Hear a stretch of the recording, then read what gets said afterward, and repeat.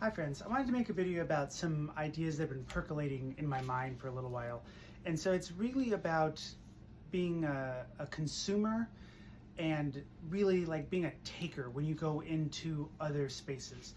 And what's brought this on is I've been training in martial arts for 40 years this year. This year will be my 40th anniversary. And I've been lucky enough to cross-train in a lot of martial arts. And I've cross-trained in a few new martial arts over the last few years. And one of the things I've noticed is that there can be an attitude in cross-training where people go in and they have this idea of like, well, I do this other thing and I'm just gonna come in and take from this what will serve this other thing that I'm doing. And it's not that cross-training is bad, but if you go in just with this idea of like, what can you do for me? And you're not really there to be supportive of what's going on as a whole, if you're not really there to support other people, if you're trying to turn that new space into what you think you know or what you think you want, you're just being a taker, and it's kind of toxic and it's very selfish and you're kind of being jerky. And so it's really the attitude, because cross training I think is great, but if you are, for example, an SCA person, which is a particular sword combat sport, and you go into an Olympic fencing gym, and because you want to improve your explosive footwork, and which is great, you'll definitely do that, right? But you're constantly like, well, that's not real sword fighting, and that's not this, and that's not that, and you're just constantly comparing to what you already do or what you think will serve you, and you don't take the time to appreciate what Olympic fencing is and what they're trying to do and what they're trying to be. I think you miss the breadth of what is available to you, and you are kind of a toxic person in that environment, and that's not good for anybody, and that's certainly not good for the coach or all the other people that are showing up there who are really interested in Olympic fencing. You're not taking part in Olympic fencing. You're going there to take from Olympic fencing and just kind of be a toxic presence in the gym in the meantime. And I say this definitely having been someone who has done this. So I'm not casting stones. It's just something that, having been doing this for a long time and being very focused on one particular art for a long time, and then kind of more recently getting back into cross training, it's something that I think with my older eyes I can see, pretty clearly. So when I was 20, I tried kendo and really didn't like it, and was really dismissive because it wasn't real sword fighting, and it wasn't giving me what I thought I should get out of it, because I was comparing it to the other sword art I was doing, and I couldn't see kendo for what it was and what they were trying to do and be, and I couldn't appreciate it. And I was, I think, probably kind of a toxic person, even if I mostly kept my mouth shut, which I think I did.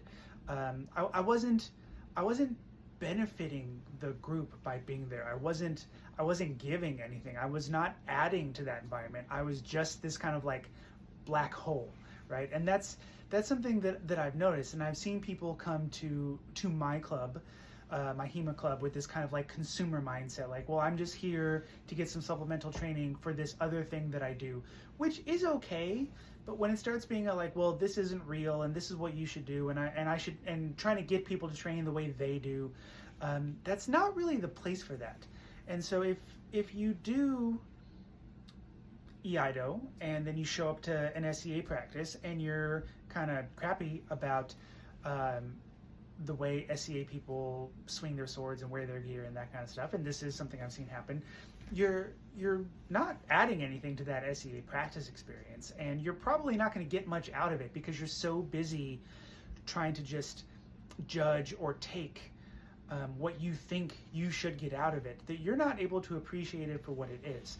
And this is something that I've seen, in the kendo school, where I've, like, some karate guys have come and just kind of like swaggered around and talked about, it's you can kind of see it now, at least as an older martial artist, as a maybe more mature martial artist. It's something that's pretty easy to see when somebody shows up and they're closed off and they're not really there to learn. They're not really there to participate in the group and the culture and the kind of like the shared experience. They're just there to take what they think they can get out of it, and it's kind of jerky. And I think sometimes people forget that no matter what, human interactions are a two-way street. So if you show up in that kind of like selfish taker, closed off energy, you're gonna negatively bring down the whole kind of vibe of the group. That is something that happens. And having been guilty of this in the past, and now having a chance to cross train as a hopefully more mature martial artist, it's something that is pretty easy to see. It's pretty evident, and it's something that I've experienced now both as a teacher and as a student. And it's just been something I've been thinking about, this kind of like taker mindset, this consumer. And again, cross training is great, and I encourage people to do it. And if you cross train in Olympic fencing, just because it's a pretty extreme example, if you cross train in Olympic fencing because you really want to focus on that type of explosive footwork, I think that's great. But when you go there, go and do that. Appreciate it for what it is. Take part in the totality of that experience. Don't be this closed off taker that's just trying to like steal for the real thing you do, because we don't get to decide what's real. Like we think we do, but we don't set the parameters for what's valid. We can set the parameters for what's valid for us. And so if you don't like Bohurt or SCA or Iaido or Kendo or Olympic fencing, don't do those things.